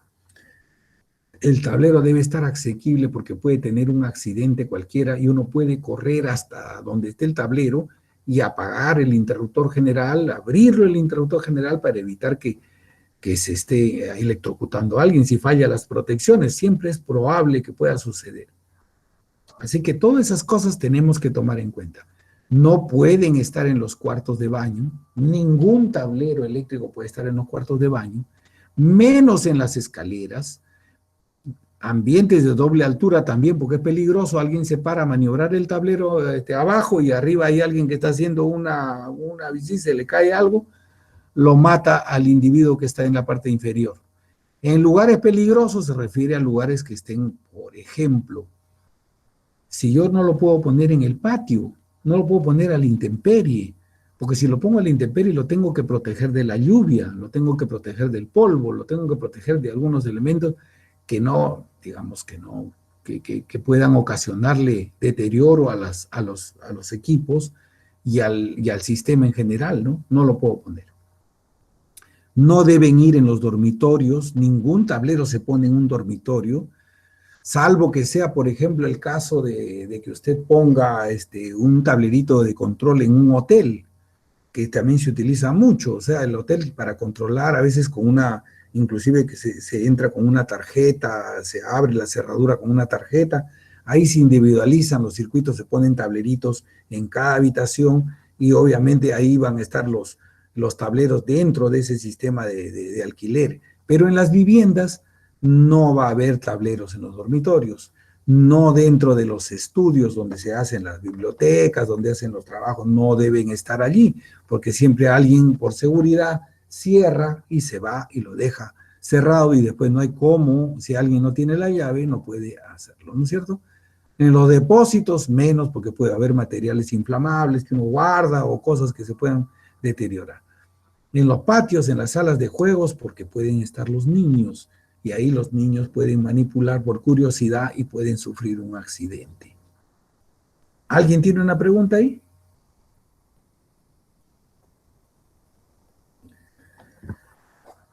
Fíjense, todas las pautas sencillas, simples, hemos visto los contenidos, hemos visto los equipos, hemos visto cómo, dónde se deben ubicar y cómo no se deben ubicar. Usted ya podría hacer, para hacer un alto ahí antes de seguir diciendo esto, lo que viene, usted ya podría ir aquí en esta descripción, podría ir usted aquí y pensar dónde puede colocar el tablero en esta propuesta arquitectónica. Usted la puede imprimir e ir pensando dónde lo puede colocar y dónde no debe colocarlo y cómo debería ser su interacción con el sistema siguiendo las pautas que está leyendo. En este ejercicio, en este también, en cualquiera de ellos. Después vamos a ver que hay lugares, entre comillas, preferidos, como son a veces, muchas veces por facilidad se colocan en la cocina. Muchas de las instalaciones están puestas en las cocinas porque se entiende que en la cocina hay siempre personas, hay personas que están allí siempre, uno los tiene a la vista, todo lo que están trabajando y ahí se puede rápidamente actuar. Es una de las propuestas mejores. Podría estar en un pasillo, podría estar en la sala, podría estar en el comedor, podría estar en, no sé, en otro lugar donde, lo que no pueden estar en los jardines, en los patios libres, ¿no? Pero en esos lugares sí. La sala muchas veces queda descartada, porque obviamente la sala es un lugar de descanso, hasta de charla e invitación, y uno no va a tener un tablero pues, puesto en la sala, ¿no? Obviamente no es estético, no es que no se pueda, no se debe, no es recomendable, hay que tratar de evitarlo. En el comedor igual, tiene las mismas condiciones, si es inevitable se puede poner, pero de lo contrario no. En los pasillos, en la cocina, en el garaje, si el garaje está accesible, pues se puede colocar allí. O sea, son lugares los más típicos, digamos, que se utilizan para estas ubicaciones. Bueno, vuelve a repetir acá todas las recomendaciones que estamos hablando.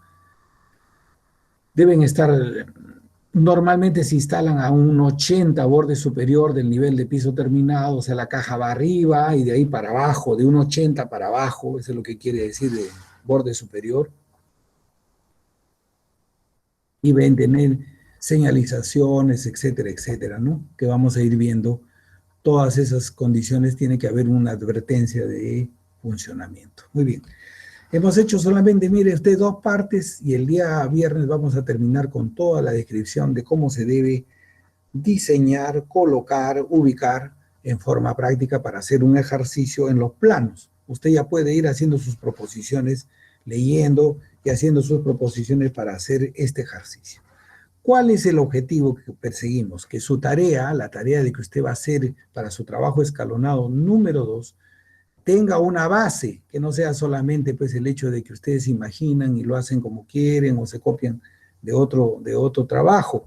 La idea es que usted conceptúe y lo pueda desarrollar usted mismo y con ese ejercicio usted aprenda. Esa es la idea. Vamos a ir siguiendo describiendo de la manera entre práctica y teórica para que usted vaya haciendo el ejercicio de practicar y hacer la instalación. Nunca nadie sale sabiendo todo, nadie va a ser perfecto y de primera no va a hacer todas las cosas bien. Se tiene que equivocar, obviamente, y esa equivocación va a ser mejorar su tarea, mejorar su aprendizaje. Muy bien, por el día de hoy creo que hemos llegado al final. Nos vemos el día viernes, por favor. ¿Alguien tiene alguna pregunta adicional? Si todavía tenemos tiempo.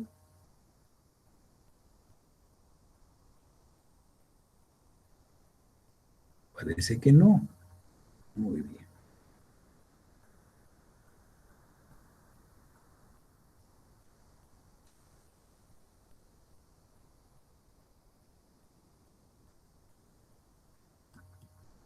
Muy bien, nos vemos el viernes entonces. Gracias por su atención y hasta el viernes.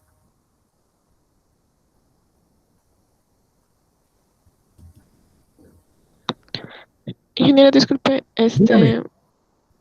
bueno, el día de ayer de la práctica, Sí, yo tuve un inconveniente y ahí le justifiqué exactamente en el correo cuál fue, ¿no? ya, no, sí, ya leí su correo. No hay ningún Ah, ya, problema. No se preocupe. ya, ya, No gracias. soy, no soy macartista para esas cosas. O sea, tengo la suficiente tolerancia para esperar los que presenten sus respuestas. No hay problema. Gracias, ingeniero. Hasta Muy luego. bien. Hasta luego.